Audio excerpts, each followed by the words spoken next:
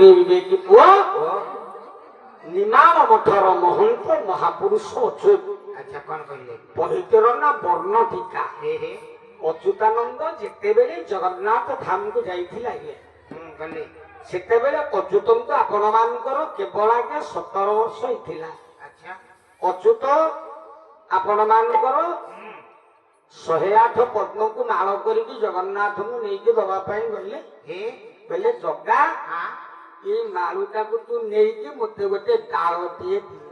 ମାଳ ନେଇ ଡାଳ ଦେ। ଜଗନ୍ନାଥ ମାଳ ନଲାନି କି ଡାଳ ଦଲାନି ଆଜ୍ଞା। କାଇଁ ତା ମନ ଖରାପ ଥିଲା କି? ମନ ଖରାପ ଥିଲା କି ଦେହ ଭଲ ନଥିଲା? ସେଦିନ ଅଚ୍ୟୁତାନନ୍ଦ ପଚାରିଲେ କହିଲେ ପ୍ରଭୁ ବ୍ରହ୍ମର ପ୍ରତୀକଟା ହଉଛି 108। ମୁଁ 108 ପଦ୍ମ ମାଳ କରିକି ଆଣିଛି ନଉନୁ କାହିଁକି? ମାଳି ଘରର ପୁଅ ସାଧୁ ସନ୍ନ୍ୟାସୀ ବାବାଜୀ ମାନେ 108 ତୁଳସୀ ମାଳିକୁ ଗୋଟିଏ ମୁଣା ଭିତରେ ଭର୍ତ୍ତି କରିକି ଆଜ୍ଞା 108 ଥର ଆରୋହଣ କରନ୍ତି। ବ୍ରହ୍ମ ସାଧକ କରନ୍ତି। ମଉସା ମାଳି ଘରର ପୁଅ 108 ବେଲପତ୍ର ଶିବଲିଙ୍ଗ ଉପରେ ଚଢେଇଲେ ଶିବ ପ୍ରସନ୍ନ ହୁଅନ୍ତି। ତାହେଲେ ପ୍ରଭୁ ମୁଁ ତ 108 ପଦ୍ମ ଆଣିଛି ଆଉ ନଉନୁ କାହିଁକି? ମନ ଦୁଃଖ କାହିଁକି? ସେଦିନ ଜଗନ୍ନାଥ କହିଲା ଅଚ୍ୟୁତ ପ୍ରଭୁ ତୁ ଯୋଉ ମାଳ ମତେ ଆଣିକି ଦଉଛି ମାଳ ମୁଁ ନେବିନି। କାହିଁକି? ଏଇଟା ଭଲ ନାହିଁ କି? ଏ ମାଳଟାକୁ ଅନେଇଲୁ କଣ ହେଇଛି କି? ଏଥିରେ ଗଣ୍ଠିଟା କାହିଁକି ପକେଇଛୁ କି? ସେଟା ଗଣ୍ଠି ପକେଇଲେ ଗଳି ପଡିବନି। ଜଗନ୍ନାଥଙ୍କୁ ଗଣ୍ଠି ପକେଇକି ମାଳ ଦେଲେ ନବନି। ନାଇଁ ଜଗନ୍ନାଥ କୋଉ ମାଳ ନିଏ? କୋଉ ମାଳ ନିଏ? ଗୋଟେ ପଦା ଆଣୁନ କହିଲା ହେ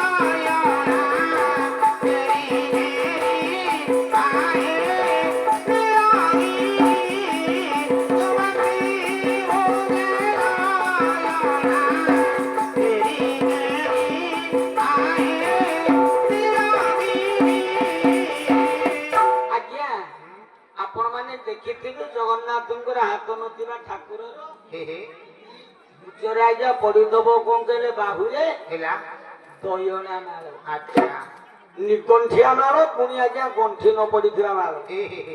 ସେଦିନ ଅଚ୍ୟୁତ ପଚାରିଲେ କହିଲେ ପ୍ରଭୁ ଗଣ୍ଠି ପଇକି ମାଳ ଦେଲେ କାହିଁ ନବୁନି? କଣ ତୋର ଅସୁବିଧା ହଉଛି? କହିଲା ଅଚ୍ୟୁତ କିନ୍ତୁ ଗୋଟିଏ ଗୋଟିଏ ମାଳ ନୁହେଁ ଗୋଟିଏ ଗୋଟିଏ ଗୋଟିଏ ଗୋଟିଏ ହଉଛି ବ୍ରହ୍ମର ପ୍ରତୀକ।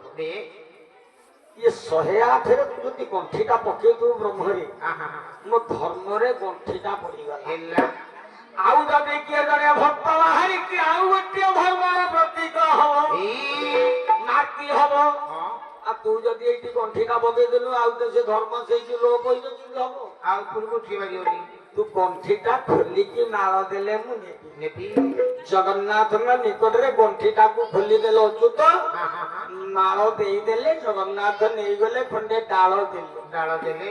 अच्छा बापा रो सेते बेला के आमे एबे कोचे पुरी अच्युतानंद तो जाई के डाल पाई जाई देले पुरी नांगा कोन थला कइले पुरी ना थला खेचड़ी के पुरी ना तो संसार जान के पुरी नाटा कोन थला बहुत सत्य में कहि परियो पुरी नाटा गुरु कोन थला नहीं आपण कहि परियो होचनो गोटा माइक सेट लगी दिया हेलो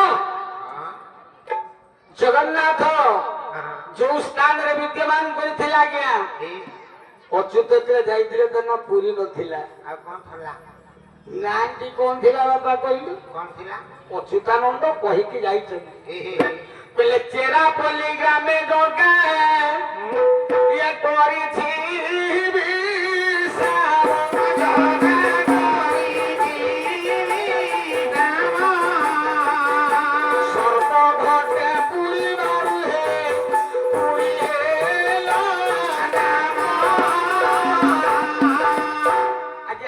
ହେଲା ଗାଁ ନାଁଟି ଥିଲା ବାବା ମାନେ ମା ମାନେ ଚେରାପଲ୍ଲୀ।